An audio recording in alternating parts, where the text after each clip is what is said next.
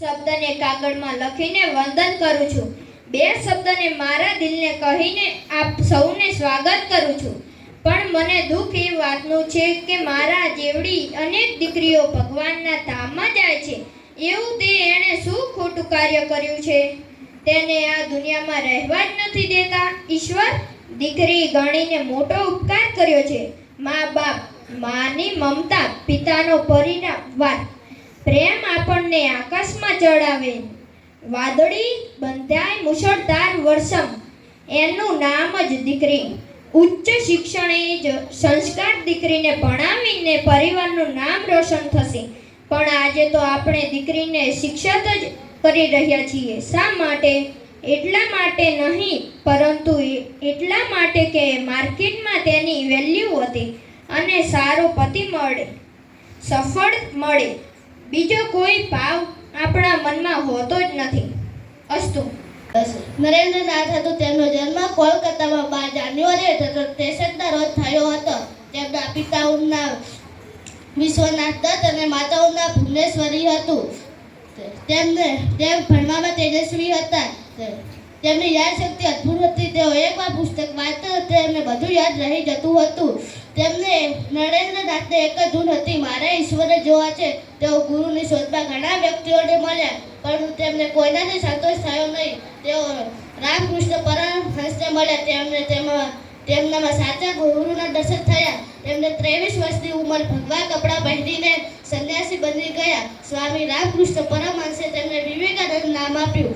30 વર્ષની ઉંમરે સ્વામી વિવેકાનંદ અમેરિકાના શિકાગો ગામમાં ભરાયેલા વિશ્વ ધર્મ પરિષદમાં હાજરી આપી. ત્યાં તેમને પોતાના ભાષણોથી દુનિયામાં ભારતીય સંસ્કૃતિનો ડંકો વગાડી દીધો. ચિતરવા ન પડે દેશભક્ત પિતાના આ બાળકના દિમાગમાં મોરના ઈંડા કદી ચિતરવા ન પડે. દેશભક્ત પિતાના આ બાળકના દિમાગમાં ક્રાંતિકારી વિચારો ઉછાળા મારતા હતા.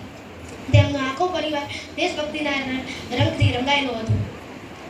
તેમાં જલિયાવાલા બાગ હત્યાકાંડે તેને 1969ના રોજ પોરબંદરમાં થયો હતો. તેમનું પૂરું નામ મોહનદાસ કરમચંદ ગાંધી હતું. તેમની માતાનું નામ પુતળીબાઈ તથા પિતાનું નામ કરમચંદ ગાંધી હતું. ગાંધીજીના અલ્હમ્દુલિલ્લાહિ રબ્બિલ આલમીન અર્રહમાનિર રહીમ માલિકી યૌમિદ્દીન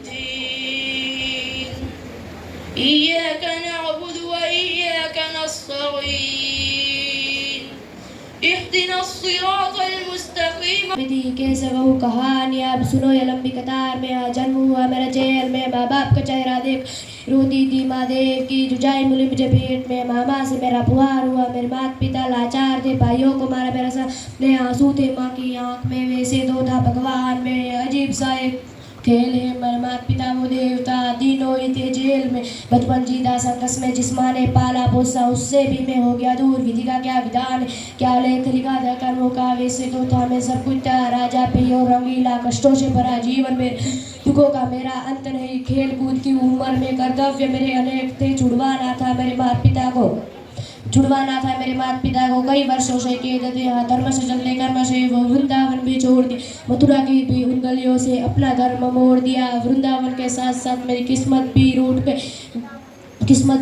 गई। माखन चोरी करता था मैं, न्यायाधीश सब बन गया। समय का चक्र अजीब है, मैं जीत कर भी हार गया। धर्म बचाने वाले को दुनिया ने कपटी बता दी।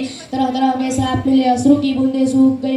અહીંયા વાર્તા રજૂ કરીશ જેનો એક ઋષિ અને તેનો શિષ્ય રહેતો હતો. दिल से होता है शुरू पर कमबख्त सर पे चढ़ा है।